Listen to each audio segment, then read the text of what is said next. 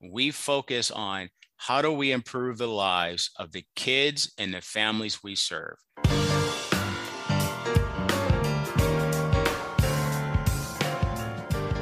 Who is Oyauma Garrison? What is A Kid Again? And how can that organization help the congenital heart defect community? What services do A Kid Again provide? Welcome to Heart with Anna. I am Anna Jaworski and your host. We're happy you are with us today. I am also a heart mom to Alexander, who was born with a single ventricle heart in 1994. And I'm also mom to Joey, who was born heart healthy in 1991. Alexander inspired me to become an advocate for the CHD community, and that's why I am the host of your program. I'm very excited about today's show to feature a special guest. Today's show is entitled Oyauma Garrison, CEO and President of A Kid Again. Oyauma Garrison is the president and CEO of A Kid Again Incorporated, a nonprofit organization that provides ongoing, cost-free adventures for children facing life-threatening conditions. A Kid Again provides hope, happiness, and healing through ongoing fun activities called adventures. These adventures are available to the whole family and are always entirely free of charge. Prior to his involvement in the charity, Oyauma was an insurance company executive of over 20 years.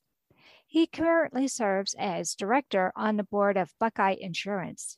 Active in the community, Oyauma has received numerous awards for leadership and community service. He has received an honorary doctorate degree from Franklin University for community leadership. Oyauma received his bachelor's degree from Denison University and his MBA from Franklin University. A native of Baltimore, Maryland, Oyauma is married to Dr. Sasheen Garrison and is the proud father of Maya, Cameron, and Carter. Welcome to Heart with Anna, Oyauma Garrison. I am delighted and happy to be here. I am happy to have you on the program today, and I can't wait to find out more about A Kid Again. I think the way that you came to assume your position with A Kid Again is rather unique. So can you tell us what made you drop your corporate job to join a nonprofit organization?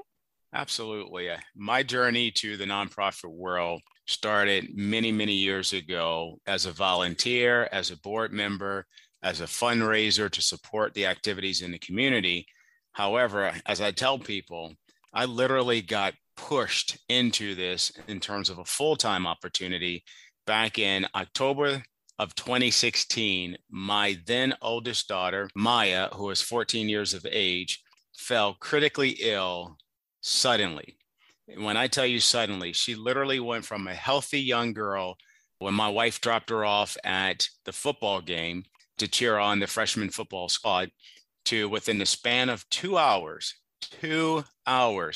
healthy young girl to ending up in the emergency room at the local children's hospital. And while there, coding on the table and literally losing her life for the better part of about 10 minutes. And I'll spare a lot of the details relative to that particular scenario for now in the interest of time. But what I will share with you is it was in that reflective moment that made me think, my gosh, what is most important to me and what is most important in general? And I realized quickly, it is family. You can climb the proverbial corporate ladder. You can gain as much money as you want in life. Money will never be able to buy you time with your family in the way in which we experienced what happened on October the 1st of 2016. She is now 19 years of age and a relatively healthy young lady. We have 3 kids, as you mentioned a little bit earlier. And it was in that moment again that I realized that I wanted to make sure that I could be there for my children, that I could be a role model for them and help them really prioritize the things that should be important in life. And as I mentioned earlier, it was family. And recognizing that and stepping away from the corporate world, I ended up having a great conversation with a number of my mentors and coaches.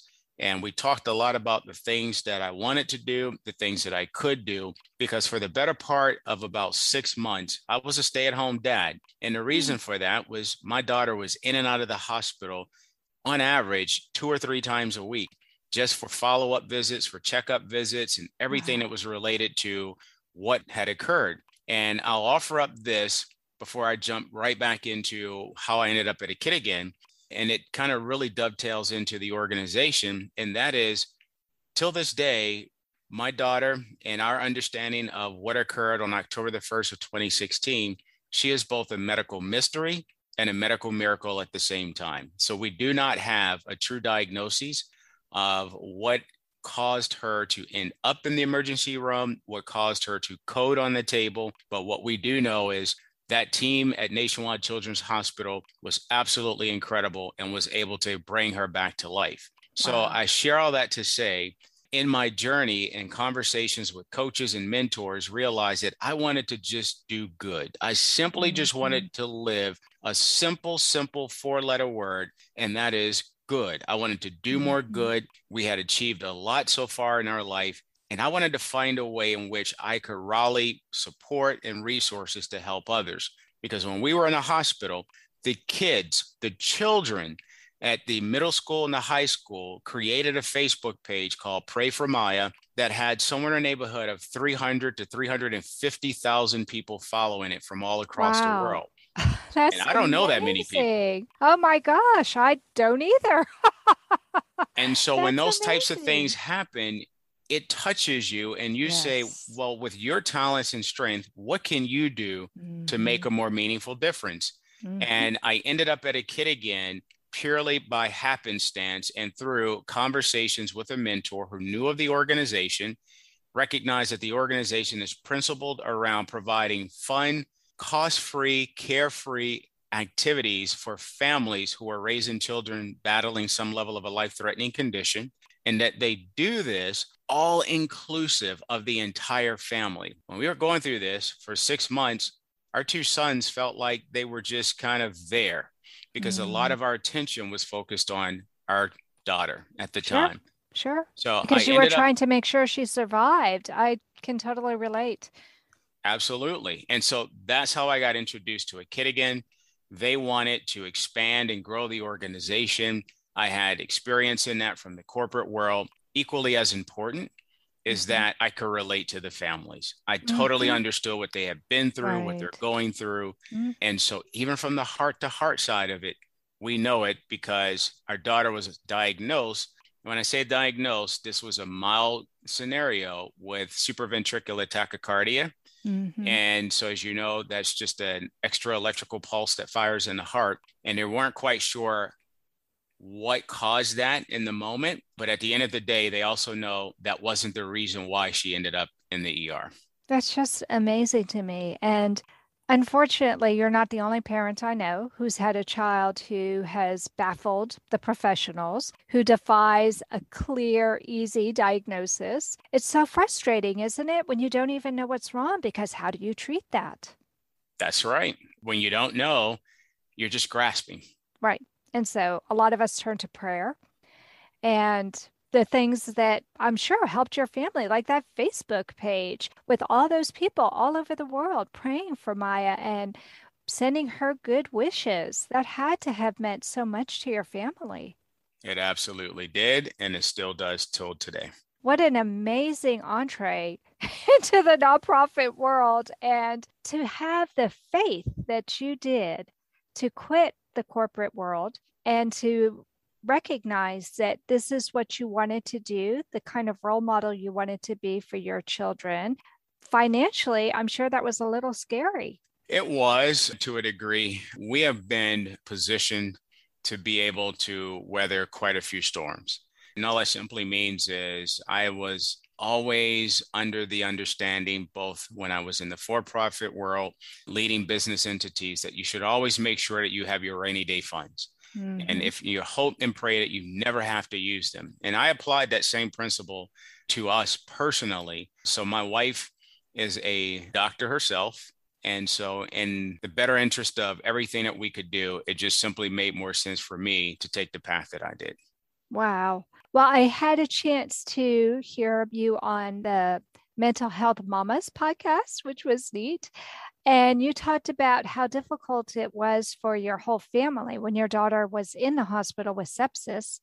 Can you tell us who took care of your sons while your daughter was in the hospital and how her hospitalization affected them? Because we know this does affect the whole family. It takes a village. It really does. When we were in the hospital, my wife stayed there 24/7. I was able to convince her to go home for all the better part of about maybe 6 hours, just to go and lay her head down on a pillow, freshen herself up, and visit with our sons. We did take our sons into the hospital on occasion because we know that they really loved their sister and they wanted to check in on her and they needed to see her. Right. And so we would bring them in and they would have an opportunity to visit with her. But I have to share with you, Anna, most of the time that Maya was in the hospital, she was completely unconscious. So there was no way for them to know if she knew that they were there. And so they themselves decided that they wanted to do something special. And each of them thought of a unique opportunity in their own way to be able to show some love for her. And my youngest son ended up buying a pair of socks because he felt like his sister's feet were going to be cold since she was in the hospital. And the oldest son, who was the middle child, bought her a teddy bear.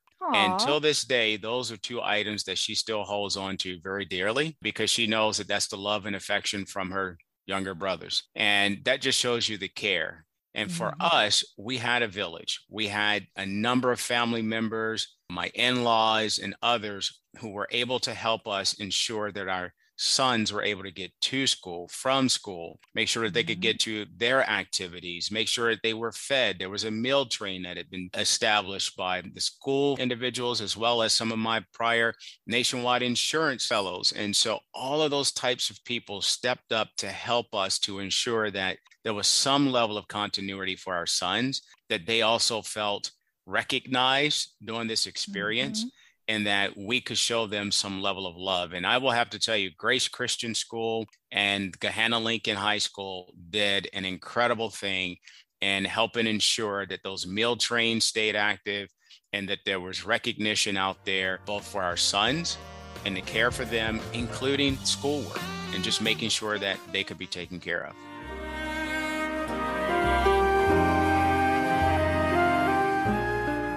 Tonight Forever by the Baby Blue Sound Collective.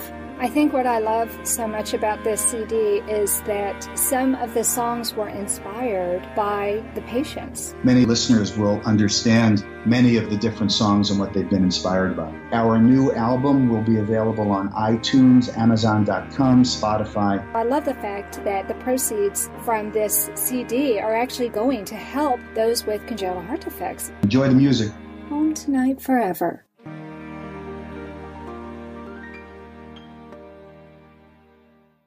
This content is not intended to be a substitute for professional medical advice, diagnosis, or treatment. The opinions expressed in the podcast are not those of Hearts Unite the Globe, but of the hosts and guests, and are intended to spark discussion about issues pertaining to congenital heart disease or bereavement.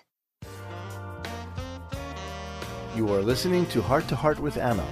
If you have a question or comment that you would like addressed on our show, please send an email to Anna Jaworski at anna@hearttoheartwithanna.com. That's anna@hearttoheartwithanna.com. Now, back to Heart with Anna. We learned in segment 1 about how you and your family had to face your daughter's medical emergency and how you experienced a medical miracle. Tell me how that experience affected you and your entire family, including your sons, as they experienced their sister being in the hospital. It had an incredibly profound effect on us in a number of ways, both in faith and family. And then certainly as we thought about the relative connectivity to the community, it makes you stop and think. When we were in the hospital and we were going through all of this and we were trying to get an understanding around what was happening, why it was happening, the reality is we had teams of doctors constantly in and out of her room trying to be the one to figure out what happened and how can they make Maya better. My sons at the time, much younger than they are today, did the exact same thing. I mean, we joke a lot about WebMD. Well, guess what? You'd be surprised what these kids are capable of doing today. And they Yeah. go out and they start Googling things and trying to figure out, well, is it this or could it have been that? All those types of moments that you start to reflect on. And even for us, there's the moment where you think through, and I know there's so many families out there who have experienced this, where you go, I don't care how much this cost. I want my child to be healthy and be able to leave this place. Mm-hmm. Then there's the after effect of all of that, right? Sure. And that is, you're glad everything goes well. And for some families, their children do have an opportunity to leave the hospital. Mm-hmm. Some, they don't. When we were there were at least 2 kids who passed away on the floor. And then you think about it from a different vantage. And this is where I put on what I call my business hat. And I think through, my gosh, the economic impact that this has on families. And I personally didn't fully understand it until we went through this.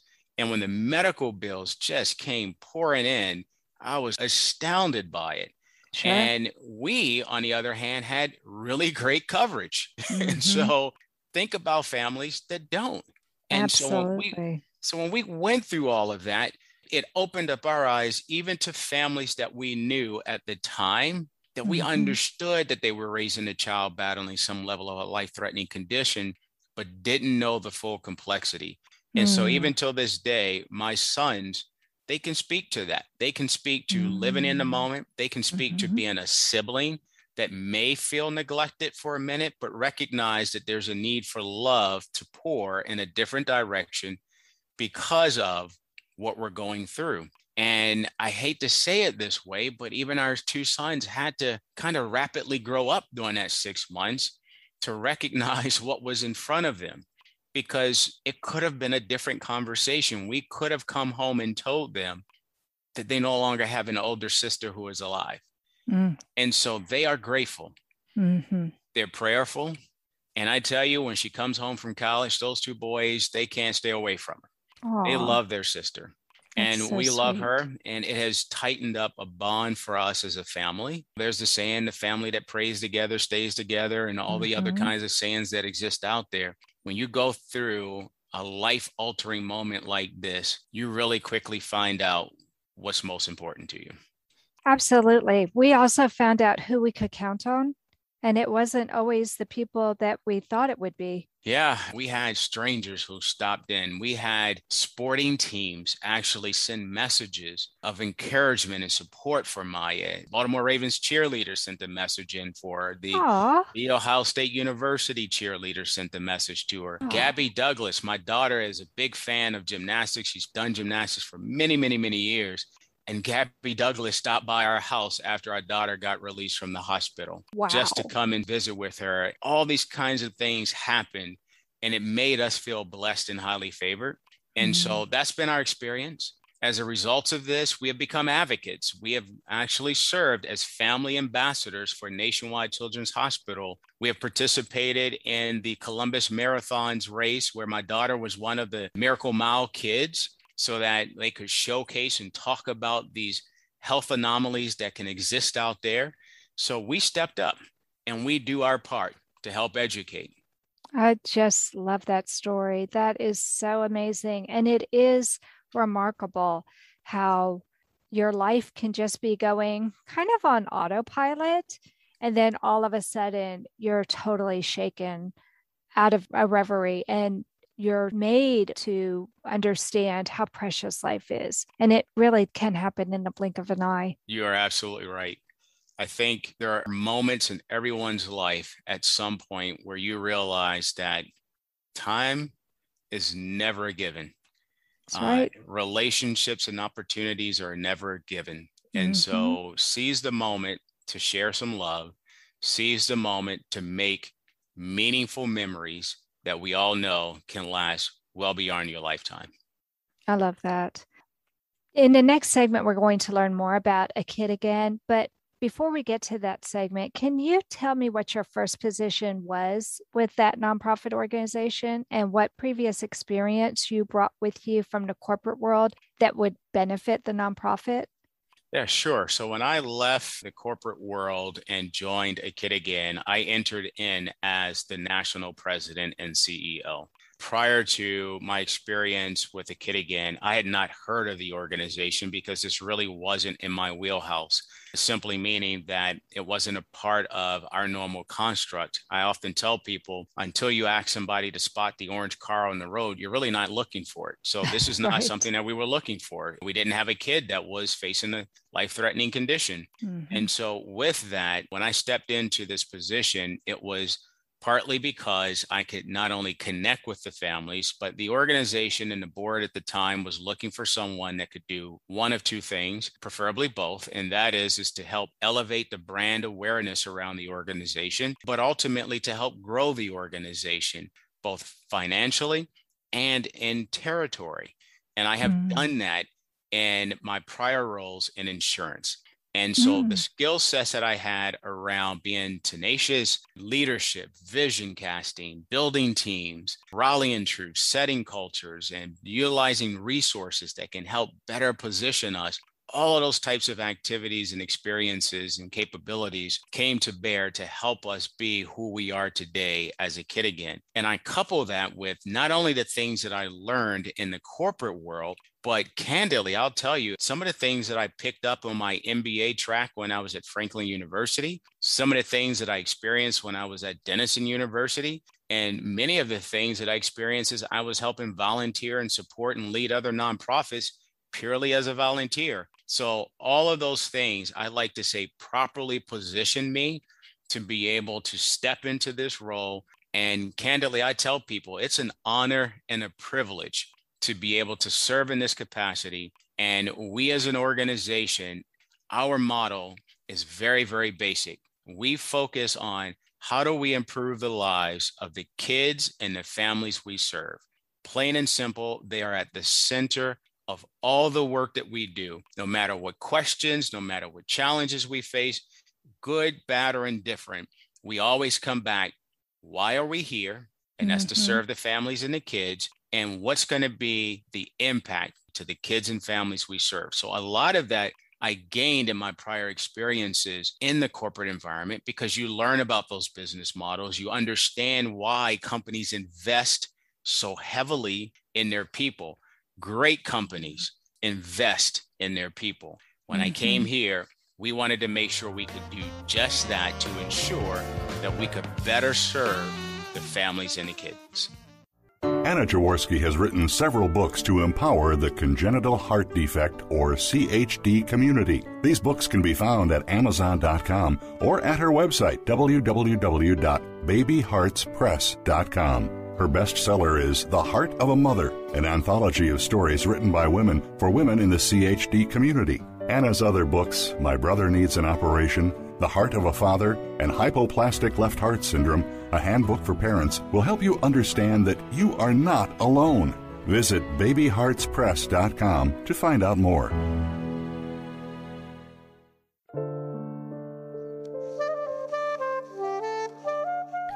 Heart to Heart with Anna is a presentation of Hearts Unite the Globe and is part of the Hug Podcast Network. Hearts Unite the Globe is a non-profit organization devoted to providing resources to the congenital heart defect community to uplift, empower, and enrich the lives of our community members. If you would like access to free resources pertaining to the CHD community, please visit our website at www.congenitalheartdefects.com for information about CHD, the hospitals that treat children with CHD, summer camps for CHD survivors, and much, much more. Before the break, Oyauma, you were saying how your previous experiences seem to help pave the path for you to be the CEO of A Kid Again. And I think that's pretty amazing how everything just kind of fell into place so that you could assume this position and do the great things that you're doing. It has been a wonderful journey so far, and we are excited for the future. Well, I can't believe that you want to help 1.5 million children feel like a kid again. I think that's a huge goal. That's amazing. So tell me a little bit more about your goals and dreams for your organization. We actually have a mantra here at A Kid Again. We just want to put more smiles on more kids' faces across our great nation and eventually the globe. We want to help these families be able to create memories that we know for many of them will last well beyond the lifetime of some of the kids that they're helping to raise. The only numbers, if anything, that we're really chasing is the fact that we want to make sure that we can continue to spread this wealth to the 1.5 million kids. That is a very conservative number. We believe that that number is probably closer to 2.5 now, if not 3 million. If you think about that in the law of 6 degrees of separation, we all probably know someone who is raising a child battling a life-threatening condition, or know someone who has a child who has likely passed away from a life-threatening condition. And that just means it's close to home for many of us. And with that, we want to get out there and we want to deliver this. And I'll tell you another reason why, which is because there's a ton of really good-hearted people out there who also believe in this. They believe in the opportunity to help. And this is why I love the name of the organization, to help a kid feel like a kid again. I mean, think about the last time you as an adult were on a swing or went down a slide or felt like you could just laugh uncontrollably or just jumped into a rain puddle. All the fun things that kids do because they don't really care, right? They just want to enjoy life.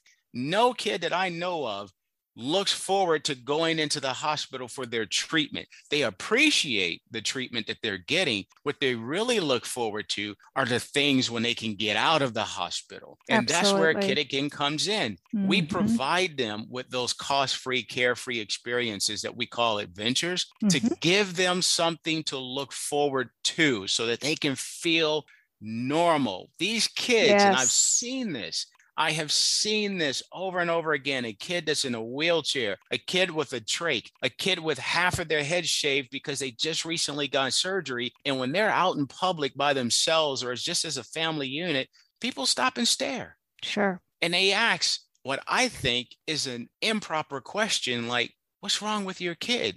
And it makes you want to go, there's nothing wrong with this kid. This child is normal like every other child. We like to call it their superpowers. And so in the end, it's those kinds of moments. We just want a kid to be a kid again and feel like they can just have that carefree moment and experience the world. And in some respects, we also want the family to feel like they can just be a family again.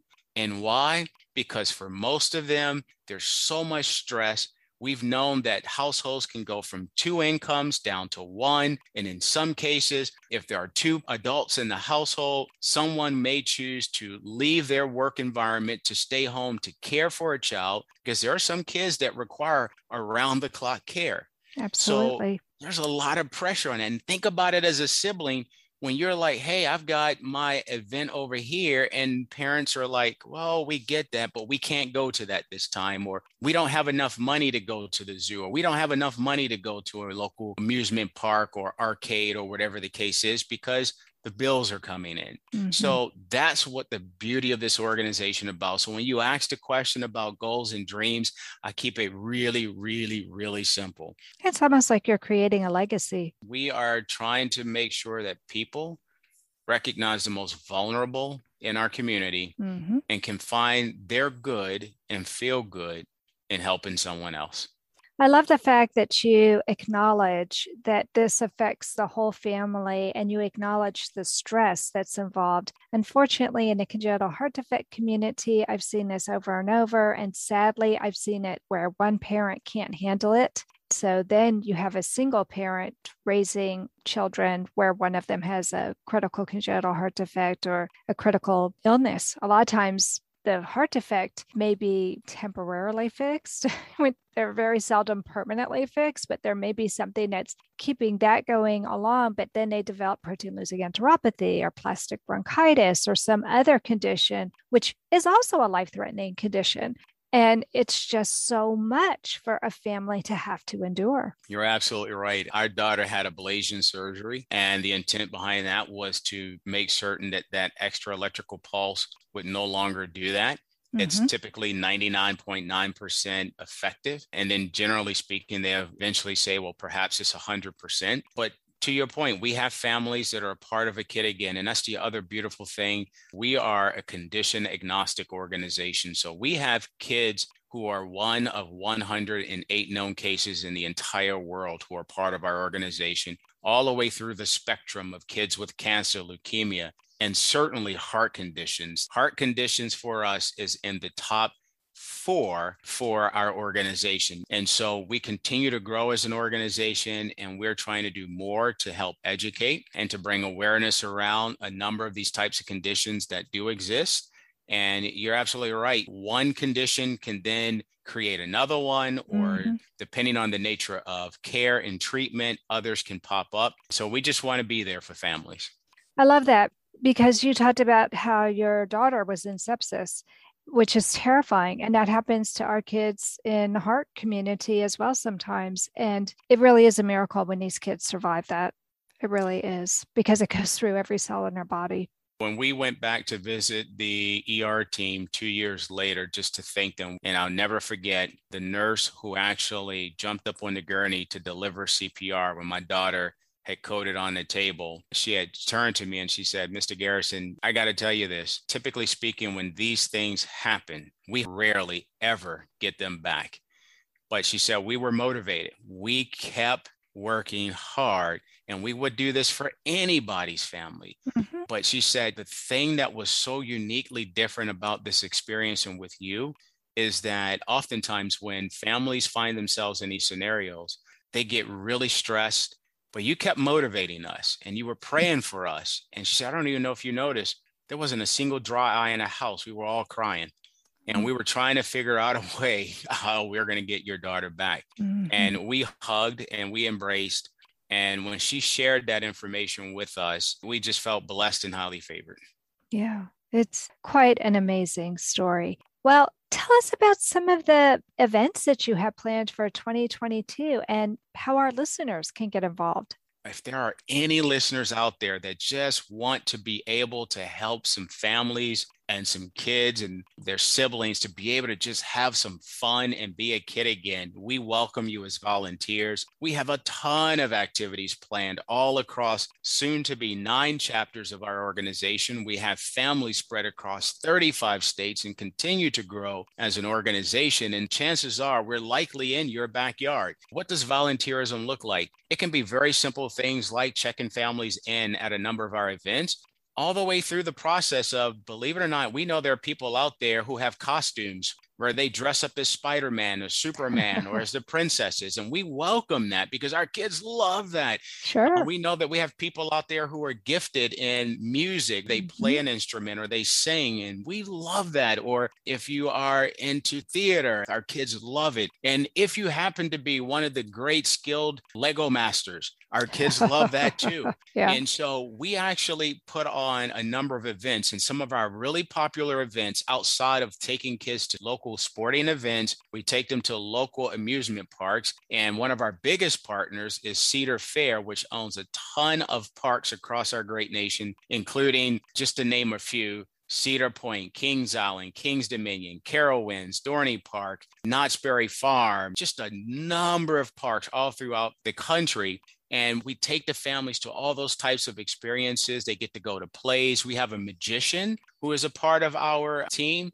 And that magician puts on an annual magic show that the kids love. We have college students who created a Kid Again clubs that are actually recognized by their universities. We have quite a few of those now. And so if there's some college kids out there that want to get involved, we welcome it. The kids at the college come together with the youth in our program and often have board game nights, and they go out and they do chalk on the sidewalks, and the kids love it. I mean, they absolutely eat it up. And it's just simple things that don't always require a lot of cost. And you and I know, even as a kid around the holiday season, sometimes the kids love the box more than the stuff that was in the box, right? That's so and true. So that's what we find is oftentimes the kids just love the interaction. Sure. And those opportunities is just to talk with people and have fun and feel normal, regardless of what the activity is. How nice to be with people who just want to help you have fun. Probably the most popular outside of all of that, the zoo. Oh, Kids yeah. love to go to the Mhm. zoo. Sure. And what we found is they love to go to the zoo because when we go as a group. In most cases, many of the zoos will actually shut down for a few hours just for our families to be able to move around the zoo and enjoy themselves.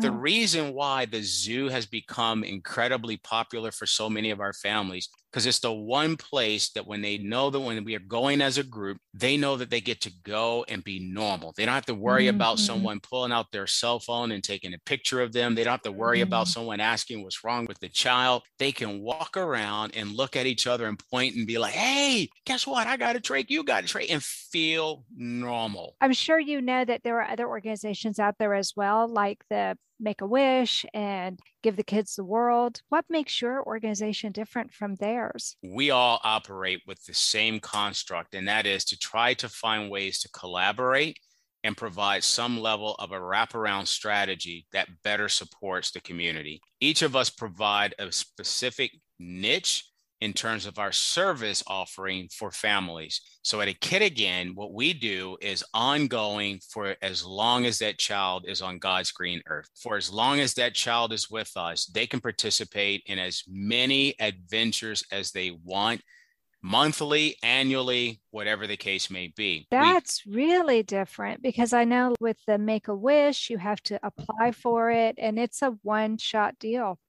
Correct. And generally speaking, with some organizations, the focus is primarily on the child that has the Right. condition. Right. We, on the other hand, we're all inclusive. So even if the child is going in for surgery and the siblings still want to go to the adventure, the siblings can still go. As long as Oh, one of the other wow. caregivers takes them, they can still Hmm. go to the sporting event or the amusement park or whatever the activity happens to be. So we Wow. are about the holistic approach for the entire family. I think that's wonderful. That's very unique. That's very different. What's the most important lesson that you've learned in the work you've done with the Kid Again, both professionally and personally, Oyama? Probably the most important lesson for me personally is that there's so much more good we can do. And oftentimes we have to get out of our own way so that Mm, we can keep doing that good. From a professional side, we often think about this as an opportunity for people to just give, even of themselves, and that they should just be passionate about the work, not realizing that many of these nonprofit members, they also have to raise families themselves. We can't expect nonprofit employees to pay their bills with passion. That's not how this works. We've got to do a better job of ensuring that we are providing nonprofits with the resources they need in order to be effective. mhm. Because when they can invest in their people, the people will continue to invest in the service and the work of that nonprofit, which will in turn benefit the community overall. And I know we can't tackle it all at once, but we're going to keep going at it every single day to try to find those new ways to make a meaningful difference in the lives of others. I just love all of that. When I looked at the A Kid Again website, though, I did notice it seemed to be located in one central part of the United States. For example, I live in Texas and I didn't see anything in Texas yet. So, what areas are you servicing right now? We actually have a chapter in Central Carolinas that services North Carolina, South Carolina, and a smidge of a few other states where families are fairly close to the Charlotte market. We are opening a new chapter in DC, Maryland, Virginia area. So it will service those three, plus some families from the eastern part of West Virginia. We have three chapters in Ohio, one in Northern Ohio, Central Ohio, Southwest Ohio. We have a chapter in what's called Greater Philadelphia, and they service Philadelphia market of Pennsylvania, as well as New Jersey, Delaware, and a small northern section of Maryland, and a small tip, if you will, of New York, because there's a few families Hmm. from New York City who actually come down to be a part of the program. We're rolling out a chapter up in Michigan, and we have hundreds of families already enrolled there. And we haven't even officially put the executive director into place yet, but that will be happening soon. We have a Wow. chapter for Indiana. We do have Texas on the radar. So right now we're primarily Midwest to East Coast. A lot of that will be changing in the upcoming probably 24 to 36 months. We have families all the way over to the West Coast. That's just amazing to me. That is just amazing. I want to thank you so much for coming on the program today and sharing your organization with us, Oyauma Garrison. Well, thank you for having me. This has been an absolute delight, and hopefully been able to help some people feel a connection to this work, and then certainly any other work out there that does some good in the community. And can you tell us what the website is for A Kid Again? Absolutely. It's www.akidagain.org. What social media can people find you on? You can Google us at akidagain.org, and you will find us on Facebook, Instagram, Twitter, and as the team will tell you, on TikTok. I don't have a TikTok account, but I don't either. I haven't gotten that far yet. I'm still trying to figure out Instagram. Yes, and we have it all. Apparently on Snapchat too. So if you look for us as A Kid Again, you will find us out there in the markets and on the social media.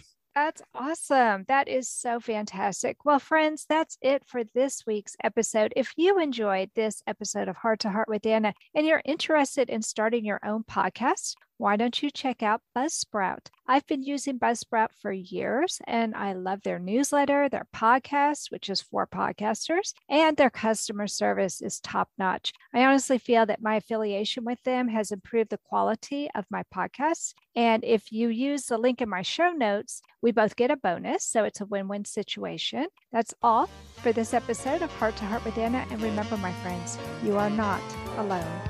Thank you again for joining us this week. We hope you have been inspired and empowered to become an advocate for the congenital heart defect community. Heart to Heart with Anna, with your host Anna Jaworski, can be heard every Tuesday at 12 noon Eastern Time.